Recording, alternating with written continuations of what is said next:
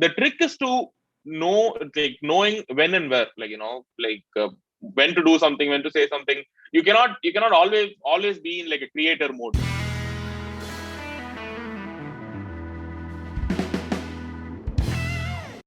Hey everyone, welcome to another episode of the Takeaway Club, where I talk to interesting people across different walks of life to get to know their stories and, more importantly, how they got to where they are, including their motivations, habits, routines, and aspirations, some of which we can apply to our own lives.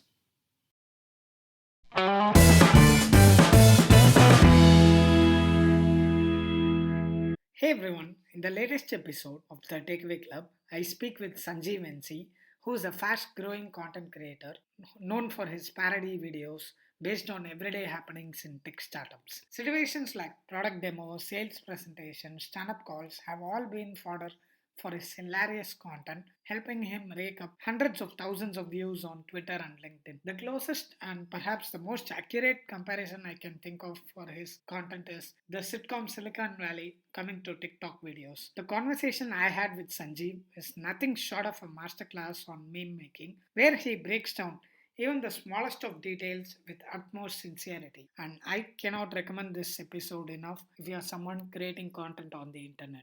A couple of caveats before we jump into the episode. Number one, this was recorded a couple of weeks back when I was on vacation at Wayanad, a cool 7,000 feet above sea level, which, as you can expect, is not the most ideal condition for a podcast episode. While the audio issues have been cleared up for most part, I do apologize for if and any inconvenience you might have when listening to the chat. This might sound silly, but you might notice that my voice itself is a little slurry, which is again owing to the cold and the friendly mouth ulcers which I got over there. Nonetheless, I can assure you these minor hiccups no way takes away the brilliance of my good friend. Without further ado, let's jump straight into the conversation. So, you are what I call a textbook 90s kid. Cartoon Network, pop culture references, Tamil movie references, the whole nine, right?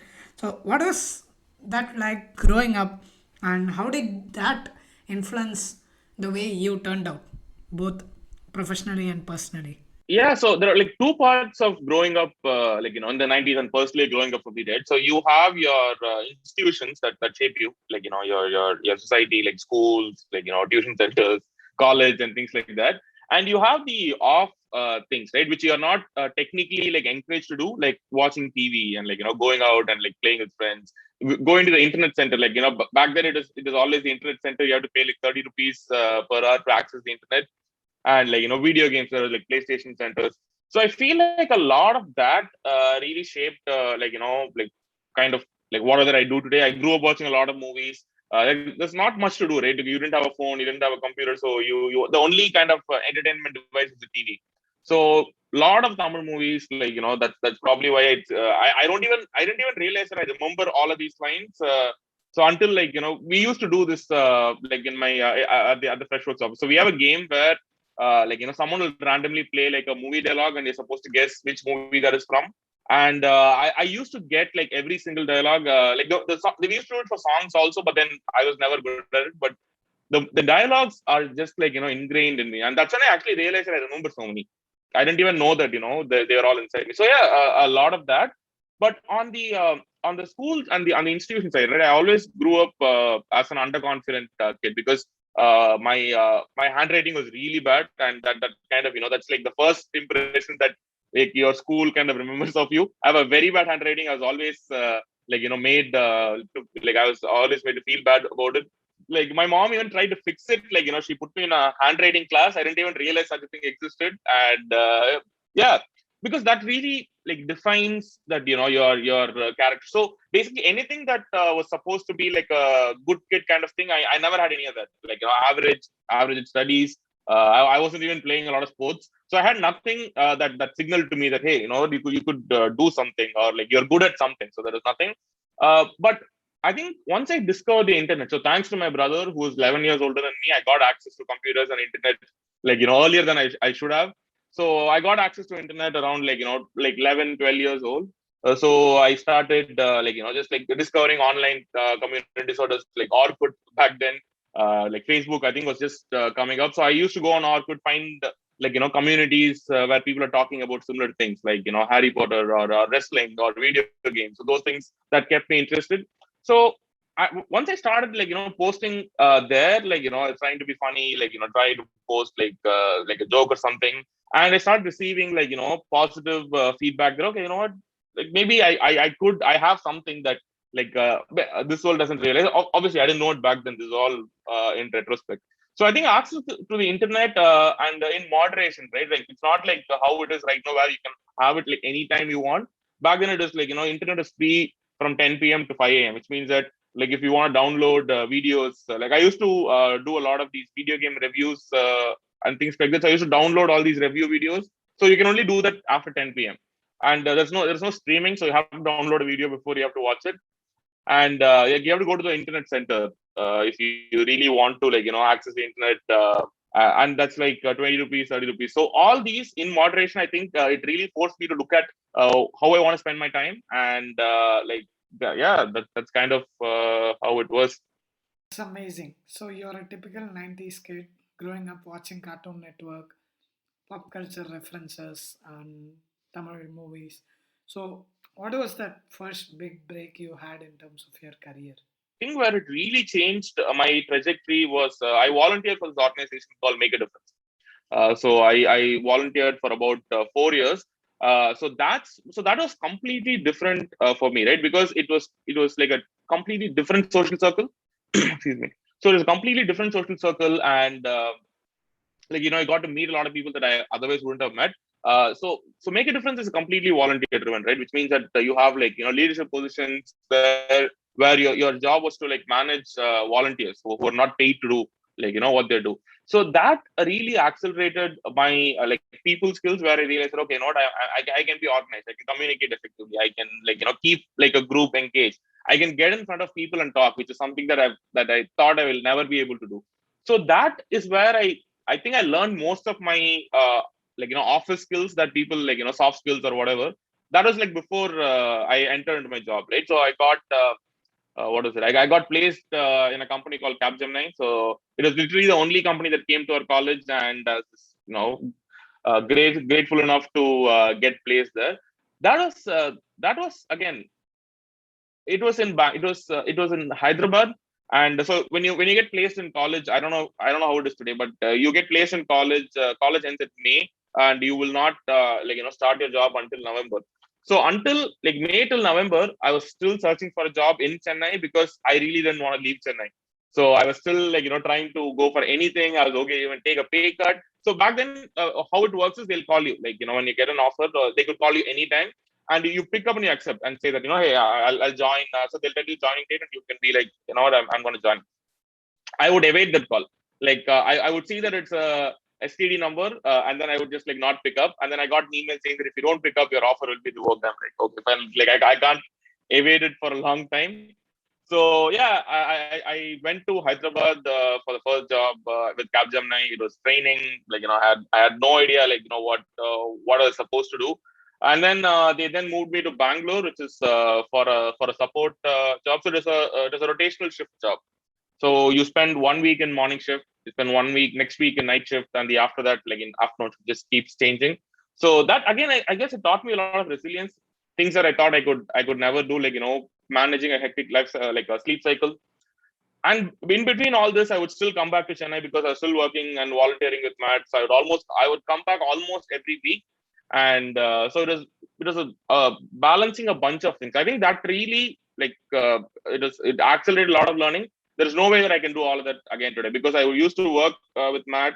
I used to go to office. I used to come to Chennai, and Matt had these conferences. I would go to visit different cities where Matt chapter was in, and just go and meet them and do a bunch of things. Yeah, looking back, it is pretty hectic. There's no way that I can do all that again. So yeah, and thanks to Matt, that's how I came to know about Freshworks. So a bunch of people in Matt are working with this company called Freshdesk back then, and I had no idea about SaaS, cloud, or anything. So like I said, right, in Bangalore, the only thing I wanted to do was move back to Chennai. So I was even ready to take a pay cut. So I applied to Freshdesk for customer support role, and they immediately got back. And I came to Chennai for an interview. It was because the product that I was working on in Capgemini is the same product that they were building. So it worked out that way that I knew the product, so I used that knowledge to kind of get in. But I've never had a customer facing role, right? I've never got on the phone, talked to customers, but I mean, like the communication was decent, so they were okay with that. And yeah, I think one of the like I said, right, math started everything. I got into math, a lot of my skills, like I developed, got to know about Freshworks, and applied into Freshworks, and like the time there was just phenomenal. That's amazing, Sanjeev. I think you know this better than a lot of other people. But if I could just get in like those Freshworks early employees, it doesn't matter, number 50 or 100, 150. Like, I would sit down with the same enthusiasm and listen to their stories and how they got into Freshworks. I'll never get tired of it. One follow up to that is, where does meme making tie down into all of this? So you're in Freshworks, you're early, so obviously you have a lot of work to do. And when did you realize that you can bring in memes to work basically? I don't know. I think growing up, I didn't realize it, but I would always look at an image. So I used to do this you get these Kumudam and Kumbham magazines that you get it every week. So I used to cut out funny or some images from it, paste it in a notebook, and I used to write random captions on top of it.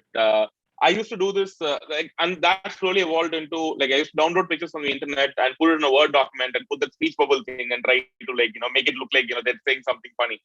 I think I was always interested in connecting random things and making trying to make it funny. So when memes exploded, it was like, oh wow, okay, this is what I've been doing so far. So yeah, I think once I realized that okay, the memes are popular, like templates and all that, I realized that, okay, that can be an effective channel to communicate your ideas. Because again, no one wants to sit there and listen to someone give gyan or give advice, but at the same time, you know that what you have to say is important, and you know that people will find it valuable. So for me, I guess memes became that way in which I communicated. That's the first real memes in a work context happened with ITSM, right? With my product, so that is an IT service management bit. So yeah, I mean, rewinding a little bit. So I started in customer support, but then I soon realized that there's opening in pre-sales internally. So I just went and I've done support before. I want to move to pre-sales. And Freshers being Freshers, they were like, yeah, sure, whatever you want. So I moved into pre-sales, started talking to a lot of IT people. I realized that there's a lot of across common IT teams, there are same problems are similar, solutions are similar, just that they didn't realize it. So I okay, now I want to spread that message, but I had no authority. I was a nobody, so I'm not going to write a blog, or I'm not going to do a video. And back then it wasn't easy to do a video also. So I started doing memes because they were easy to create and easy to communicate and easy to post. And thankfully, so I had this one person from UK called Stephen Mann. So he runs a blog called ITSM Tools. So Stephen and Sophie, good friends, and they liked it and they shared it, and that's how kind of people started realize it reaches our people. And then I realized, okay, someone like Stephen who's very well respected in the industry, if he likes it, I'm sure that there is some merit to it. So start doing more of that. And once I got a chance to present at conferences, I switched it up. I would use memes. None of my slides will have text. It will always be a slide with icons, with memes, comics, gifs. And it was a welcome change for everyone at a conference. So they were like, oh, okay, this is cool, because most of them are used to bullet point text presentation, things like that. So and plus it was also easy for me to get someone's attention, because most of the time especially if you're presenting in the West, the accent is pretty hard to follow. I tend to speak very fast and it's very hard to follow. And I've gotten this feedback a lot of times, but I can't do anything about it. That's just the way that I speak. So these visual aids are good reminders that I have to pause and let them look at it. So I would always pause after a meme, see their reaction, and those things. So I think that's kind of how the meme plus work kind of combination really evolved.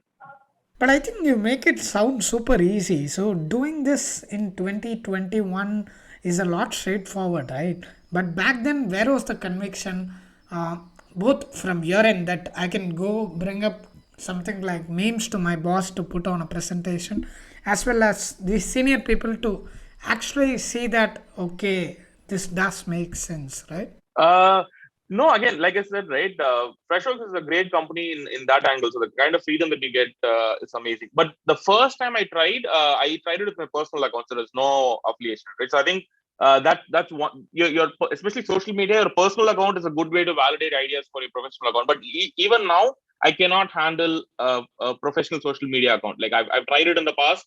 It is one of my responsibilities in product marketing, but I fail miserably because I'm always thinking I'm representing the company, like, what are the things I'm supposed to say. So it makes me very nervous. But when you're talking as yourself, I guess you have a little bit more freedom to say what you want. You still have to be responsible. You're still representing the company, but you can like, you can afford to goof around a little bit. So the memes initially, I just like posted. I never asked anyone. So I'm like, so like someone at Freshworks taught me this, right? Don't ask for permission, ask for forgiveness. So that's what I believe in. I'll just go out and do it, and if it goes wrong, then yeah, okay, I'm sorry.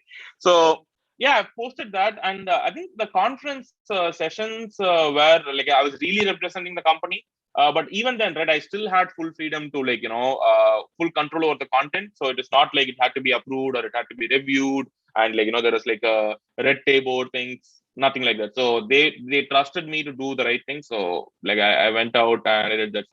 So yeah, I think it's not just there's no, I guess there's no strategy around how do you like navigate this, because if the company doesn't let you do it, you cannot do it. There is no other way. So it totally depends on where you are. And like I'm sure that most of the modern companies right now like are very supportive of these ideas, so they realize it. But yeah, it wasn't so popular back then.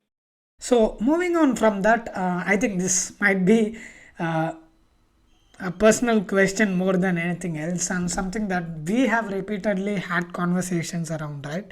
But have you ever felt you're overdoing with the memes, right? Be it Freshworks, be it Superops, they've always given me the freedom to like do whatever. Like for example, like I make memes at work. Like you can find me sitting in my desk with the meme creator app, like like messing around trying to do something. And yeah, like I worked on vacation, so it's not like there's a clear line like between the two. But and also like it's not like someone's gonna come and tell me that, hey, like why are you posting memes on your work? I saw that you posted on Twitter. So it's still, so I guess that gives me the freedom to kind of mix both like respect to wherever I am, and in some sense it flows, right? For example, like there's a connection, like the things that you see at work, like when you if like according to your definition, the serious mode is the same thing that like drives the create content creation on the fun side. Like almost everything in my memes and videos are things that I've seen people do, like in different parts of like different, either in a customer meeting or in like different places. So like I don't think that I'll be able to like make fun of things if I'm not actually doing it. So I think it's important that I actually do the job seriously, and like then I get to make fun of it, right? And same thing, like because of the videos and because of the memes, I'm now reaching people who can potentially help me with like work. Like I'm reaching like potential new candidates for the company, reaching like connections that I can call and like learn about. So like there's a connection between the two, and I think it works because I don't draw that clear line between the two. It's like it's all the same. Like this one cannot exist without the other. So you are like Elizabeth from Queen's Gambit, right? Two sides of the same coin. I think where I particularly find this very tricky is with respect to something like marketing, right? Where I feel like the line is a lot blurrier than, say, you doing this with product management and then moving on to creating content. Yeah, with marketing, I guess it gets a little difficult because you have to do content in both places, right? So like that I understand. But yeah, I mean, like that's also a good place to try different things, because if you're doing these kind of content on a personal level, you get to like slowly push the edge and like try to kind of go out of the regular content zone and try something different. So yeah, I think the reason that like I enjoyed marketing when I spent time at it, but I knew even then that I always wanted to be a product manager, because if you're in marketing and if you're naturally like creating content, I felt that okay, by representing the company, I was like I was struggling too much because I want to be too responsible, and that that came in between the natural flow of creativity, right?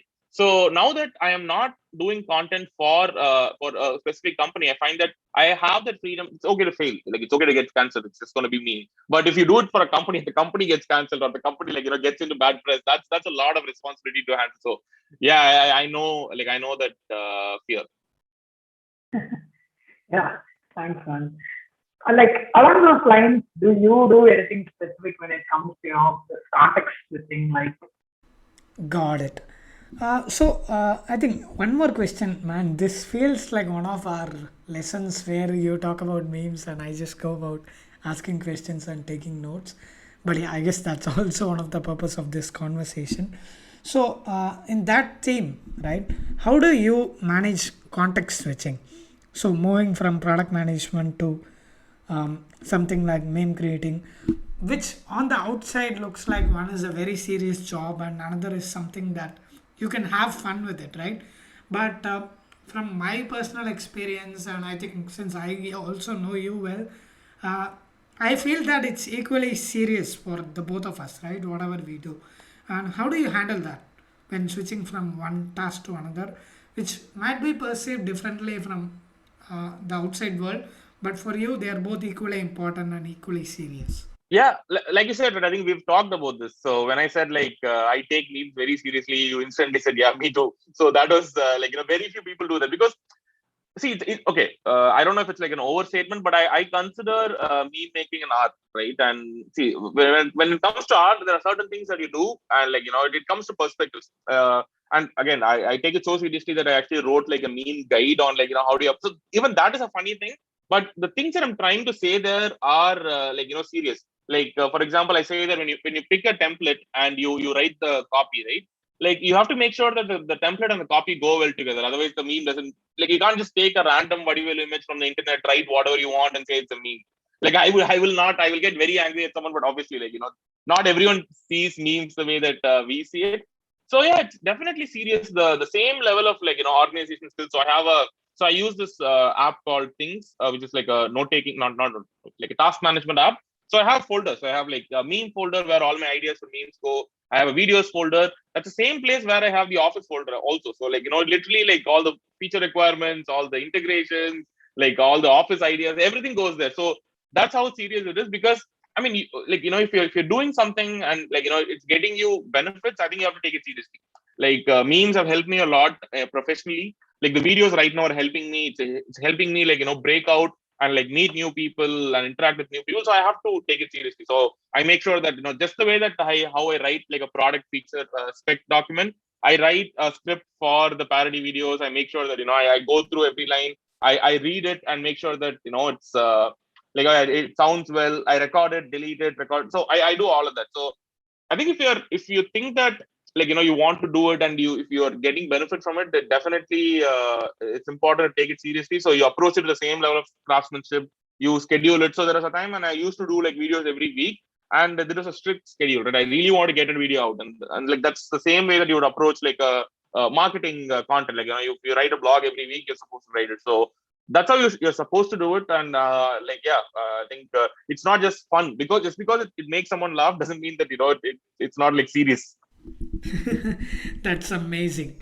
I also know you have very different viewpoint when it comes to how you see social media compared with how a normal person does. I'd love if you can touch upon that a bit. Yeah. So I'll tell you how I think about tweets or anything social media, right? So it has to meet either of these two conditions. It either has to be educational or it has to be funny, and that's pretty much it. So I usually try not to post anything self-promotional. I'm very uncomfortable doing that. I'm very uncomfortable saying that, okay, you know what, hey, I'm doing this. So I never promote my old content, which is something that I'm learning, supposed to do. I never post any pictures from like vacation or travel or anything. I don't know. I find that if I'm posting something that doesn't add any value to people, I don't want to post that. But again, I'm not saying this is the right way to do social media. That's just that's what makes me comfortable. So that's kind of how I approach social media. So I guess and you'll also, I don't know if you I don't know if anyone sees this, but I delete tweets like very quickly. Like if I post something that doesn't get enough engagement, I delete them because again, like I said, right, if it's not useful, I don't want it on my timeline. So I use social media more like a content distribution channel than like a place to talk about myself or place to share what I'm doing and everything. But obviously, like 10% of the time you get greedy, right? Like you want people to know what you're doing, so you'll share like, hey, I'm doing this cool thing, I'm doing this, I'm doing that. But I generally get very uncomfortable doing that. So yeah, I mean that's probably a reason, like for the engagement. Very grateful. So yeah, I'm like very grateful for all the engagement like I'm getting, even though it's like yeah, I'm sure that there are other people who are getting like millions. But yeah, however small, it makes me feel good. What was the first tweet or this parody video that went viral? Okay, I've been again, like I said, I've been grateful that like most of the content I put out because I have a sense of what will work, because I've like been doing this for, I don't know, I've been like what, for 10-15 years I've been online. I've been like posting on different places and things like that. So I have some sense. So like the first video that I did was actually like not intended like that. So like me and my friend Praveen, like who's also with me in Super Ops today. So we had a thing that okay, for every week we want to record videos on YouTube. So like we were just watching Ali Abdal and we were like, what, bro, நம்மளும் வந்து video போடுறோம், millions learn பண்றோம், we wanted to get rich. So we were like thinking about yeah, seriously. So we were like motivated. So we bought like mic and the tripod. Like we got everything, and I recorded a video like like a productivity something note taking. I was like recording it and I watched it. I was like, shit, this is so bad. Like I couldn't watch it myself. I'm like, why would someone want to listen to me talk about like productivity and note taking? It's like எனக்கே bore அடிக்குது. And then I realized, okay, like I have all this setup, I have a tripod, I have a mic and everything. So let's just try something. So I was looking at like few like a lot of Instagram people, like very talented people do these reels where it's like a conversation between two people, like a parody and things like that. And there's this one comedian called Alexis Gay. I think she does something very similar. She does like work related reels, so it's like very funny. And I realized that there are more people who do that. So I was watching a video and like, what, that sounds interesting. Let's try something like this for product context. So like just that I abandoned the serious video and I tried this. I posted this, and like the first video I posted got I think LinkedIn's been amazing when it comes to these videos. So Twitter was like good, I mean still good, like couple of hundred. LinkedIn got the first video got 1,000 likes, and I was like, wow, okay, now this is a good medium. And from then I think for about 8 weeks I was posting every week. So second one that I did, which is I think the most successful, that was the every product demo ever. Because like I've been in enough demos to know what it looks like. Like I've done all of those things, right? So that is the most successful, and even now in like it gets shared in like communities. It makes me like really happy. So yeah, I think grateful that I didn't have to go through like lots. Sorry. So yeah, I think the audio is lagging. So it's not like, I hope the people listening and don't think that I'm rude and I'm interrupting Krishna. It's just the audio. Yeah, I hope not. Actually, let me put up a disclaimer right at the start. So, Sanjeev is a really nice guy, and if it does look like he's interrupting me here and there, I am to blame for sitting and recording this at somewhat 2000 feet altitude. So, yeah, don't worry, Sanjeev. I don't think people are going to mistake you for being rude. One more aspect in meme making that I want to really understand how you think through this is the surgical precision that you have when it comes to content creation. So there was this one example you mentioned earlier where you said, if a content doesn't work, I end up deleting it, right? Of course, you don't do it for the engagement. It's got to do with creating value, etc. So that I felt was a good example. And even thinking back to one of our conversations, I think if you remember, some couple of months back, I tried creating content, some putting in some 8-10 hours of work and tagging people, but it was a dull dud, right? In terms of engagement, I couldn't like figure out what went wrong, right? It was supposed to be a hit. But when I sent you over, when I gave you the context, you sent out this amazing detailed note, right?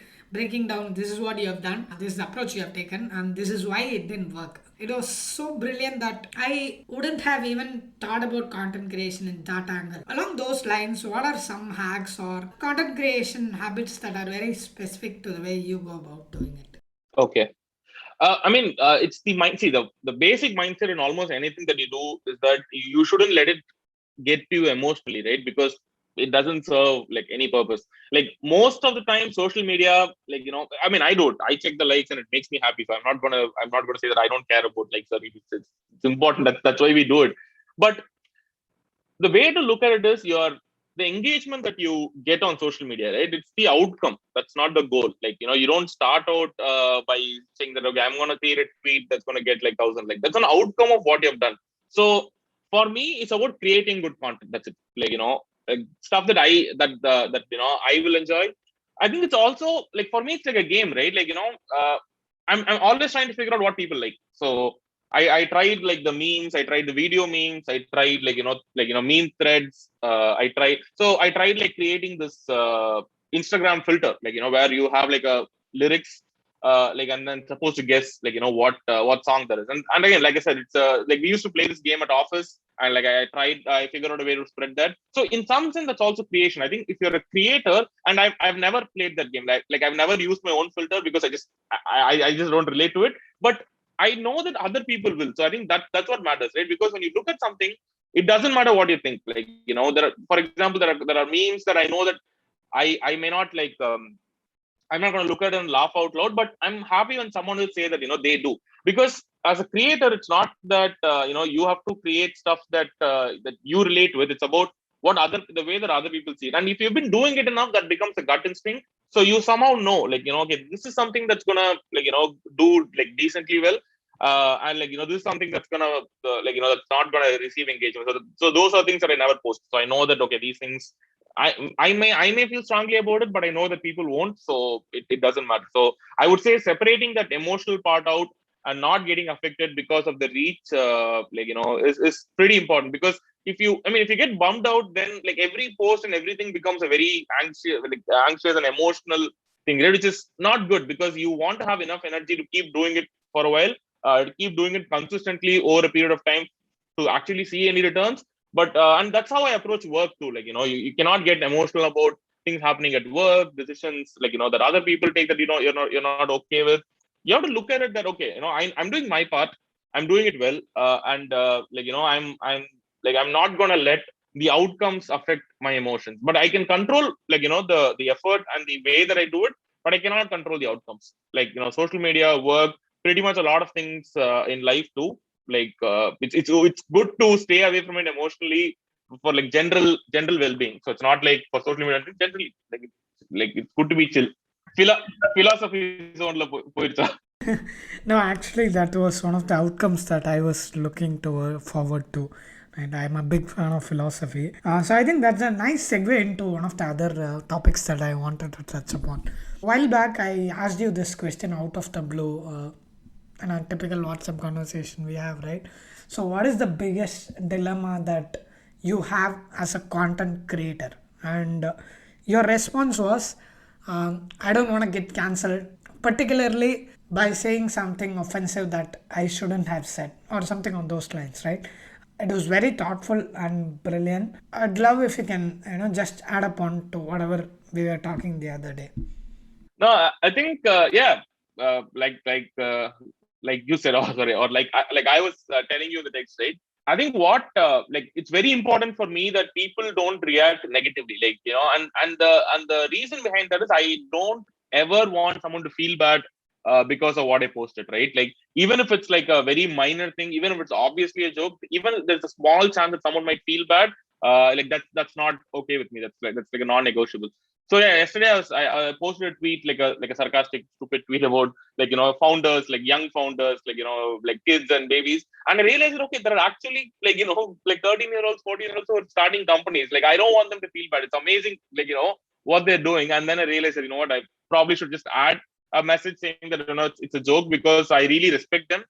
But yeah, I think that's something that's very important. So even if I make it, like, even if I know that there's some content that will actually do well, if it potentially offends someone, like, I'll never target someone personally. Like, if I'm posting a meme about someone, it's probably in a positive light. I'll never, like, try to put someone down to, like, get like likes or engagement. Yeah, so I think that's something that's pretty important, even in a content creation, right? Like, even in the videos, like, you can't make fun of people or things, like, in a way that would hurt someone. It's always going to be like things that you post. For example, most of the videos are just like a parody of myself. Like I've done all those things, and because I've been in different roles, like I've done all those things. So someone I think someone on Twitter, like, okay, is there a VC version of this video? Like I've never been a VC. I cannot make fun of them. Like I mean, I cannot make fun of things that I've just observed. Like, I really have to know it well, to know the nuances of it, to even, like, make fun memes or sarcastic things about it. So yeah, I will never go out and do, like, do things just for like engagement, just because something is popular. I want to take a dig at it. So I can, it's not, I'm not saying it's not a good strategy. I cannot do it. Like, it makes me very uncomfortable. Amazing. Um, I was originally supposed to wrap up with that, but I think it just keeps getting interesting. And honestly, I just want to milk the most out of this conversation, because this is like a free coaching masterclass. You're like Variku for meme creation. So I want to make the most in the time that we record this episode. Talk to me about some of the instances where you were being very naive with creating content. Yeah, I think uh, okay, the controversial tweet or the meme was an IPL meme. I think it was last season. Suresh Raina came back from Dubai, and the rumor was that it is about a hotel room or something. So I used அந்த வடிவேல் படத்துல வந்து like இங்கதான் படுக்க மாட்டேன்னு சொன்னேன், மொட்டை மாடல படுக்க மாட்டேன்னு சொன்னா, அந்த meme I posted. It went viral, but a lot of people just started abusing us, like, ஐயோ, this is probably, like, like a bad thing. But I think some, like, 2 days later, news came out that is, like, there was a death in his family. I felt really bad because, I mean, I didn't realize it was like this. I don't know what happens behind there. So I heard the news and I thought it's a good this thing. So I think that is, I deleted it. Like, doesn't matter how the engagement is, because I really felt bad. Like, if it's something serious and I'm making fun of it, it's not cool. Yeah, I think like probably that was one time I wish I was a little bit more empathetic, like, towards, like, the real situation, because at the end of the day, they're people too, right? I think that's kind of when I stopped, like, getting into, like, these things where I don't, like, have full I can make fun of a cricket match, like, I'm watching it, so I know everything that happens, but I can't make fun of things that happen in people's lives, like, just because I heard something on the news, and, like, just because someone posted. So yeah, I never get into that. I think that is one time where I wish I would have been more, a little bit more empathetic. Advice, advice நான் என்ன சொல்றது, இப்ப நான் என்ன சொல்லுவேன் கிட்ட. So தெரியல, Vadivel, like, maybe get into a little bit more specific. இல்ல அப்படிலாம் அந்த வடிவேல் சொல்ற மாதிரி வந்து, இப்போ நான் எப்படி உங்க பாட்காஸ்ட்ல வந்து அட்வைஸ் கொடுக்கறோம், நீயும் வேற ஏதாவது பாட்காஸ்ட்ல போய் இந்த மாதிரி advice. I love this. And I think, see, there's going to be two kinds of audience who are listening to this. Someone who really enjoys this and who gets every sentence that we speak and is laughing along. Or, someone who's trying to listen and finds this like suffocating, right? But the truth is, this is how both of us are in person, like on the record, off the record, you with your colleagues, me with my colleagues. I think that's I think that's the beauty of our dynamic itself. Yeah, anyway, coming back to making that question more specific, since we touched upon doing naive things and getting caught in the middle of things that you wish you were more careful about, what is a mindset or good way to approach creating content which lets you get away with stuff, right? So you stay away from trouble, if that makes sense. This is, I mean, I'm sure that this is probably not the like the right this thing, but I would say that like, there is definitely a risk associated by just being a creator, right? Like, it doesn't matter if you're a content creator or like, like a software creator, whatever, but you're tuned to think and look at things in a way, like, by being creative. The trick is to know, like, knowing when and where, like, like, when to do something, when to say something. You cannot always be in, like, a creator mode. Like, for example, like, even with my family, right, I share, like, custom, like, memes for the family based on situations that we face, like, with my brother, with my mom, and so everyone knows it. So I do that. But obviously, I cannot always be that person with my family. Like, when I have to be serious and when I have to be this thing, I have to be that. Just because I can make a meme out of everything doesn't mean that I should.